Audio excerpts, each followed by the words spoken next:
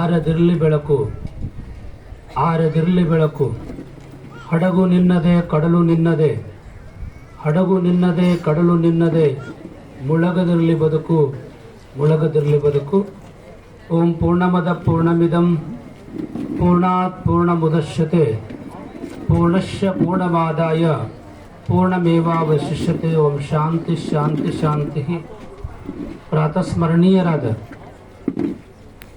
ಕರ್ತೃಪುರುಷ ಮಳೇಂದ್ರ ಶಿವಾಚಾರ್ಯರಲ್ಲಿ ಕೂಡ ಅನಂತ ಭಕ್ತಿಯ ಪ್ರಣಾಮಗಳನ್ನು ಸಮರ್ಪಣೆ ಮಾಡಿ, ಈ ರಾಯಲ್ ಪಬ್ಲಿಕ್ ಕನ್ನಡ ಹಾಗೂ ಆಂಗ್ಲ ಮಾಧ್ಯಮ ಹಿರಿಯ ಪ್ರಾಥಮಿಕ ಹಾಗೂ ಪ್ರೌಢಶಾಲೆ ಅಫ್ಜಲ್ಪುರ ವತಿಯಿಂದ ಶಾಲಾ ಮಕ್ಕಳಿಂದ ವಿಜ್ಞಾನ ವಸ್ತು ಪ್ರದರ್ಶನ ಮತ್ತು ಕಿಣ್ಣರಿಂದ ಸಂಸ್ಕೃತಿ ದರ್ಶನ ಈ ಸಮಾರಂಭದ ವೇದಿಕೆ ಮೇಲೆ ಆಸೀನರಾಗಿ ಈ ಕಾರ್ಯಕ್ರಮದ ಉದ್ಘಾಟನೆಯನ್ನು ಮಾಡಿರುವಂತಹ ಈ ಊರಿನ ಗಣ್ಯ ವ್ಯಕ್ತಿಗಳು, ನಮ್ಮೆಲ್ಲರಿಗೆ ಪ್ರೀತಿಯ ಪಾತ್ರರಾಗಿರುವಂತಹ ನಮ್ಮವರಾಗಿರುವಂತಹ ಶ್ರೀ ಮಕ್ಬೂಲ್ ಪಟೇಲ್ ಅವರೇ, ಈ ಕಾರ್ಯಕ್ರಮ ಬೆಳಗ್ಗೆ ಬಹಳ ಸುಂದರವಾಗಿ ಮಾತನಾಡಿರುವಂತಹ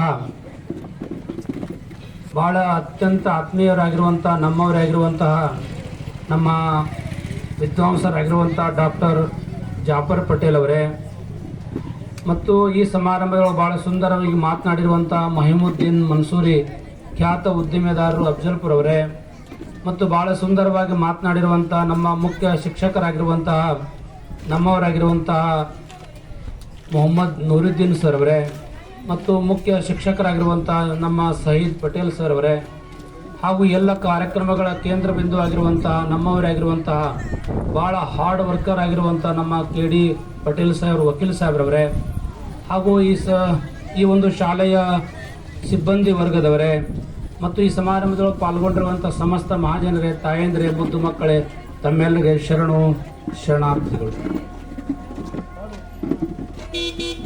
ಈಗಾಗಲೇ ಸಮಯ ಭಾಳಷ್ಟು ಆಗ್ಯದ. ನನಗೆ ಬರೋಕ್ಕೂ ಕೂಡ ಲೇಟ್ ಆಯಿತು, ಯಾಕಂದ್ರೆ ಭಾಳಷ್ಟು ಜನ ಭೇಟಿ ಆಗ್ಲಿಕ್ಕೆ ಬಂದಿದ್ರು. ಸುಮಾರು 40 ನಿಮಿಷ ನಾ ಲೇಟ್ ಮಾಡಿ ಬಂದೀನಿ. ಈಗಾಗಲೇ ಸಮಯ ಭಾಳಷ್ಟು ಆಗ್ಯದ. ಎಷ್ಟು ಟೈಮ್ ಆಗ್ಯದ, ಇವ್ರು ಯಾವಾಗ ಬಿಡ್ತಾರ, ನಾವು ಯಾವಾಗ ಮಕ್ಕಳ ವಿಜ್ಞಾನ ಪ್ರದರ್ಶನ ನೋಡ್ಕೊಂಡು ನಾವು ಮನೆಗೆ ಹೋಗ್ಬೇಕಂತ ನೀವು ಕುಂತೀರಿ. ನಾನು ಕೇವಲ 5 ನಿಮಿಷ ನಾನು ಮುಗಿಸ್ತೀನಿ, ಭಾಳ ಟೈಮ್ ತೊಗೊಳಂಗಿಲ್ಲ. ಇಲ್ಲಿವರೆಗೆ ಕಾರ್ಯಕ್ರಮ ಬಹುಜನ ಹಿತಾಯ ಬಹುಜನ ಸುಖಾಯ ಅಂತ ಇಲ್ಲಿ ತನಕ ಕಾರ್ಯಕ್ರಮ ಜರುಗಿತ್ತು. ಎಲ್ಲರೂ ಮೇಲೆ ವೇದಿಕೆ ಮೇಲೆ ಕುಳಿತಂಥವ್ರು ಎಲ್ಲ ಭಾಳ ಸುಂದರವಾಗಿ ಮಾತನಾಡಿದ್ದಾರೆ. ಇಲ್ಲಿವರೆಗೆ ವೇದಿಕೆ ಮೇಲೆ ಕುಳಿತವ್ರು ಬಹಳ ಸುಂದರವಾಗಿ ಮಾತನಾಡಿದ್ದಾರೆ. ಎಷ್ಟು ಸುಂದರವಾಗಿ ಮಾತನಾಡಿದ್ದಾರೆ ಅಂತಂದ್ರೆ, ನಿಮ್ಮ ಮಕ್ಕಳಿಗೆ ಒಳ್ಳೆಯ ಸಂಸ್ಕಾರಗಳನ್ನು ಕೊಡ್ರಿ ಅಂತ ಹೇಳ್ಯಾರ. ನಿಜವಾಗಿ ಕೂಡ ಒಳ್ಳೆಯ ಸಂಸ್ಕಾರ ಕೊಡೋದು ಜವಾಬ್ದಾರಿ ತಂದೆಗಿಂತ ತಾಯಿದ ಹೆಚ್ಚಿನ ಪ್ರಾಮುಖ್ಯತೆ. ನೀವು ತಾಯಂದಿರ ಮನಸ್ಸು ಮಾಡಿದ್ರೆ ಮಕ್ಕಳಿಗೆ ಒಳ್ಳೆಯ ಸಂಸ್ಕಾರ ಕೊಡ್ಬೋದು. ಯಾಕಂದ್ರೆ ತಾಯಂದಿರ ಹತ್ರ ಮಕ್ಕಳು ಸುಮಾರು 8 ತಾಸು ಶಾಲೆಯೊಳಗಿದ್ರೆ, ಬೆಳಗ್ಗೆ 10 ಗಂಟೆಯಿಂದ ಸಾಯಂಕಾಲ 5 ಗಂಟೆ ತನಕ ಮಕ್ಕಳು ಶಿಕ್ಷಕರ ಜೊತೆ ಇರ್ತಾರೆ. ಅದಾದ ಬಳಿಕ ಹೆಚ್ಚಿನ ಸಮಯ ಯಾರ ಜೊತೆ ಇರ್ತಾರೆ ಅಂದ್ರೆ ತಾಯಂದಿರ ಜೊತೆ ಇರ್ತಾರೆ. ಅದರ ಸಲುವಾಗಿ ಮಕ್ಕಳಿಗೆ ಒಳ್ಳೆಯ ಸಂಸ್ಕಾರ ಕೊಡ್ರಿ. ಅವ್ರು ಓದೇರ್ನಿಲ್ಲ ನೋಡ್ರಿ. ಯಾಕಂತಂದ್ರೆ ಶಿಕ್ಷಣ ಇಲ್ಲದ ಬದುಕು ನಶ್ವರದಂತ ಶಾಸ್ತ್ರ ಹೇಳ್ತದೆ. ಈ ಸಂದರ್ಭ ಈಗಿನ ಕಾಲದೊಳಗೆ ಶಿಕ್ಷಣ ಭಾಳ ಅವಶ್ಯದ. ಯಾಕೆ ಶಿಕ್ಷಣ ಅವಶ್ಯದ ಅಂತಂದ್ರೆ, ನಾವು ಏನಾದರೂ ಜೀವನದೊಳಗೆ ಸಾಧನೆ ಮಾಡಬೇಕಾದ್ರೆ ನಮ್ಗೆ ಮೊದಲು ಶಿಕ್ಷಣ ಬೇಕು. ಶಿಕ್ಷಣ ಇದ್ರೆ ನಮಗೆಲ್ಲ ಕಡೆ ಕೂಡ ಭಾಳ ಗೌರವ ಸಿಗುತ್ತದೆ ಅಂತ ಸಂಸ್ಕೃತದಲ್ಲಿ ಕೂಡ ಅನೇಕ ವಿಚಾರ ಕುರಿತು ಹೇಳ್ತಾರೆ. ನೀವು ಮಕ್ಕಳಿಗೆ ಒಳ್ಳೆಯ ಸಂಸ್ಕಾರ ಕೊಡ್ರಿ ತಾಯಂದಿರು. ಯಾಕಂತಂದ್ರೆ ಹೊಸದಾಗಿ ಲಗ್ನ ಆಗಿತ್ತು, ಇಬ್ಬರು ಗಂಡ ಹೆಂಡತಿ ಇದ್ರು. ಹೆಂಡತಿ ಗಂಡ ಕೇಳ್ತಾಳ, ನಾನು ಭಾಳ ಟೈಮ್ ತೊಗೊಳಂಗಿಲ್ಲ ನಿಮ್ಮದು. ಗಂಡಿಗೆ ಹೆಂಡತಿ ಕೇಳ್ತಾಳ, ಏನು ಕೇಳ್ತಾಳ ಅಂತಂದ್ರೆ, ರೀ ನಮ್ಮ ಇಬ್ಬರು ಒಳಗೆ ಯಾರು ಧೈರ್ಯವಂತರು ಅದ್ರ ಅಂತ ಕೇಳಿದ್ರಕ್ಕೆ. ಅವ ಅಂದ, ನಾನೇ ಧೈರ್ಯವಂತಿದ್ದೀನಿ ಅಂತಂದವ. ಆ ಹೆಣ್ಮಗಳಂದ್ರು, ನೀವು ಹೆಂಗೆ ಧೈರ್ಯವಂತರಿದ್ದೀರಿ ಅಂತ ಕೇಳಿದ್ರಕ್ಕೆ. ನೀವು ಹೆಂಗಿದ್ದೀರಿ ನೋಡ್ರಿ, ಹೊಸದಾಗಿ ನಂಗೆ ನೋಡಾಕ ಬಂದಾಕರ ನಮ್ಮ ಮನೆಗೆ ನೀವು 20 ಜನರಿಗೆ ಕರ್ಕೊಂಬಂದಿರಿ. ಮುಂದೆ ನನಗೆ ಎಂಗೇಜ್ಮೆಂಟ್ ಆಗೋ ಟೈಮ್ನೊಳಗೆ 500 ಜನರಿಗೆ ಕರ್ಕೊಂಡು ಬಂದು ಎಂಗೇಜ್ಮೆಂಟ್ ಆಗಿರಿ. ಮುಂದೆ ನಾನು ಮದುವೆ ಆಗೋ ಟೈಮ್ನೊಳಗೆ 2000 ಜನರಿಗೆ ಕರ್ಕೊಂಬಂದು ಮದುವೆ ಆಗಿರಿ. ಆದ್ರೆ ನಾನು ನಿಮ್ಮನಿಗೆ ಬಂದಾಕರ್ ನಾವು ಒಬ್ಬಕ್ಕೆ ಬಂದಿನಿ, ಯಾರ ಧೈರ್ಯವಂತರು ಇದಾರ ಅಂತ ಕೇಳ,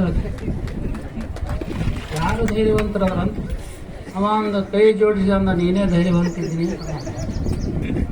ನಾ ಹೇಳುವಂಥ ವಿಚಾರ ಏನಪ್ಪ ಅಂತಂದ್ರೆ, ಒಬ್ಬ ತಾಯಿ ಮನಸ್ಸು ಮಾಡಿದ್ರೆ ಮಕ್ಕಳಿಗೆ MBBS ಅಲ್ಲ IAS ಅಧಿಕಾರಿ ಕೂಡ ಮಾಡಬಹುದು ಅಂತ ಒಂದು ಶಾಸ್ತ್ರ ಇದೆ. ಇವೆಲ್ಲ ತಾಯಂದಿರು, ಭಾಳಷ್ಟು ತಾಯಂದಿರು ಬಂದಿರಿ, ತಮಗೆಲ್ಲ ಒಂದು ಮಾತನ್ನು ಹೇಳ್ತಾ ಇದ್ದೀನಿ, ನಿಮ್ಮ ಮಕ್ಕಳಿಗೆ ಒಳ್ಳೆಯ ಸಂಸ್ಕಾರ ಕೊಡ್ರಿ.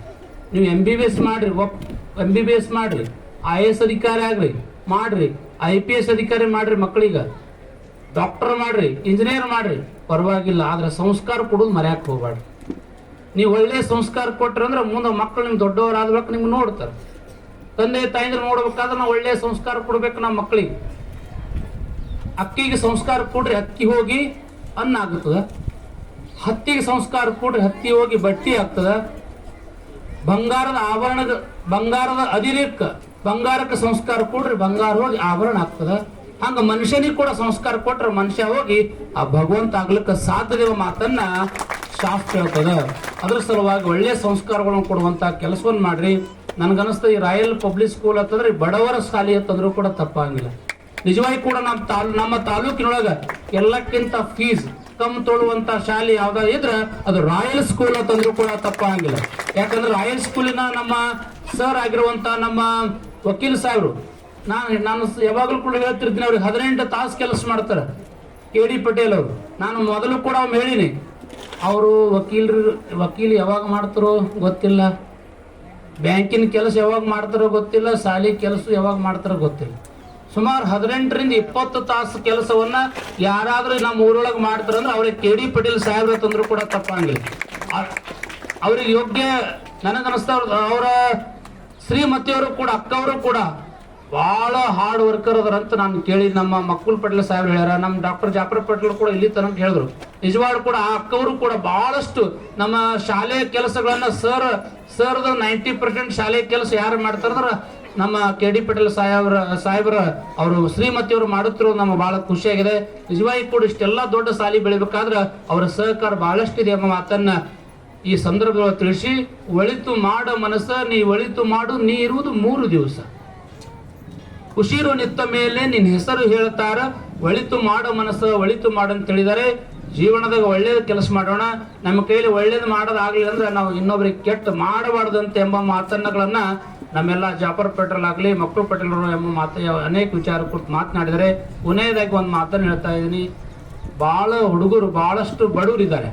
ನಿಜವಾಗಿ ಕೂಡ ಅಲ್ಪಸಂಖ್ಯಾತರದೊಳಗೆ ಭಾಳ ಜನ ಬಡವರು ಇದ್ದಾರೆ. ನೀವು ನಿಮ್ಮ ಮಕ್ಕಳಿಗೆ ಒಳ್ಳೆ ಶಿಕ್ಷಣ ಕೊಡ್ರಿ. ನೀವು ಒಳ್ಳೆ ಶಿಕ್ಷಣ ಕೊಟ್ರೆ ಅವ್ರು ದೊಡ್ಡ ಡಾಕ್ಟರ್, IPS ಅಧಿಕಾರಿ, IAS ಅಧಿಕಾರಿ ಆದ್ರೆ ನಿಮ್ಮ ಮಂತನ ಕೂಡ ಎತ್ತರಕ್ಕೆ ಹೋಗ್ತದೆ. ಆ ವಿಚಾರ ಇಟ್ಕೊಂಡು ನೀವು ಕಷ್ಟಪಡ್ರಿ. ಅದ್ರ ಮಕ್ಕಳಿಗೆ ಒಳ್ಳೆ ಶಿಕ್ಷಣ ಕೊಡುವುದು ಮರ್ಯಾಕೆ ಹೋಗ್ಬೇಡ್ರಿ ಎಂಬ ಮಾತನ್ನ ಈ ಸಂದರ್ಭದೊಳಗೆ ನಿಮಗೆಲ್ಲ ಮತ್ತೊಮ್ಮೆ ತಿಳಿಸಿ, ಸಂಸ್ಕಾರ ಒಂದು 2 ನಿಮಿಷ ಹೇಳ್ತೀನಿ. ಸಂಸ್ಕಾರ ಬಗ್ಗೆ ಒಂದು ಮಾತು ಹೇಳ್ತೀನಿ. ಏನಪ್ಪಾ ಅಂತಂದ್ರೆ, ಮದನ್ ಮೋಹನ್ ಮಾಳವಿಯಾ ಅವರು ಕಾಶಿಯೊಳಗ ಯೂನಿವರ್ಸಿಟಿಯನ್ನು ಕಟ್ಟಬೇಕಂತ ವಿಚಾರ ಮಾಡಿದ್ರು. ಮದನ್ ಮೋಹನ್ ಮಾಳವಿಯಾ ಕಾಶಿಯೊಳಗ ಒಂದು ಯೂನಿವರ್ಸಿಟಿ ಕಟ್ಟಬೇಕಂತ ವಿಚಾರ ಮಾಡ್ಕೊಂಡು ಅವರು ಅದನ್ನ ದೇಣಿಗೆ ತೆಗೆದುಕೊಳ್ಬೇಕು, ಅದರ ಸ್ವಲ್ಪ ದುಡ್ಡ ಕಲೆಕ್ಷನ್ ಮಾಡ್ಬೇಕಂತ ವಿಚಾರ ಮಾಡ್ಕೊಂಡು ಅವ್ರು ಏನ್ ಮಾಡಿದ್ರು, ಟಾಟಾರ್ ಬಿರ್ಲಾನ್ ಮನೆಗೆ ಹೋದ್ರು. ಟಾಟಾರ್ ಬಿರ್ಲಾನ್ ಮನೆಗೆ ಹೋದ ತಕ್ಷಣ ಮದನ್ ಮೋಹನ್ ಮಾಳವಿಯಾ ಅವ್ರು ನೋಡಿದ್ರು. ಟಾಟಾ ಬಂದ್ ಕುತ್ಕೊಳ್ರಿ ತಂದ್ರು. ಕುತ್ಕೊಂಡ್ರು. ಎದಕ್ಕೆ ಬಂದಿರಿ ಅಂತ ಕೇಳಿದ್ರು.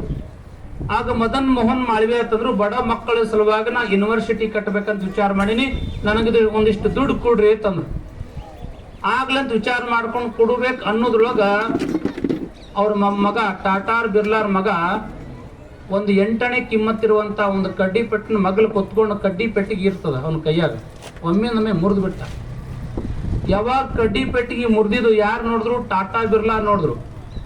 ನೋಡಿ ಹುಡುಗನಿಗೆ ಒಂದು ಕಪಾಳಿ ಕೊಟ್ಟು, ಎಲ್ಲ ಜನರ ಮುಂದೆ ಒಂದು ಕಪಾಳಿ ಕೊಟ್ಟು ಕಿವಿ ಹಿಡಿದು ಒಳಗೆ ಒಯ್ದ್ರು. ಆಗ ಮದನ್ ಮೋಹನ್ ಮಾಳವಿಯಾ ಅಂದ್ರು, ಈ ಮನುಷ್ಯ ಟಾಟಾ ಬಿರ್ಲಾ ಅಂದ್ರೆ ನಮ್ಮ ದೇಶದ 1 ನಂಬರ್ ಶ್ರೀಮಂತ, ಕೇವಲ 8ನೇ ಕಿಮ್ಮತ್ತಿರುವಂತ ಒಂದು ಕಡ್ಡಿ ಪೆಟ್ಟಿಗೆ ಮುರಿದಿದ್ಕ ಮಗನಿಗೆ ಒಂದು ಕಪಾಳಿಗೆ ಹೊಡೆದು ಕಿವಿ ಹಿಡಿದು ಒಳಗೆ ಒಯ್ದನಂತಂದ್ರ ಇವ ಏನ್ ನಮಗೆ ದುಡ್ಡು ಕೊಡ್ತಾನ ಅಂತ ವಿಚಾರ ಮಾಡಿದ್ರು.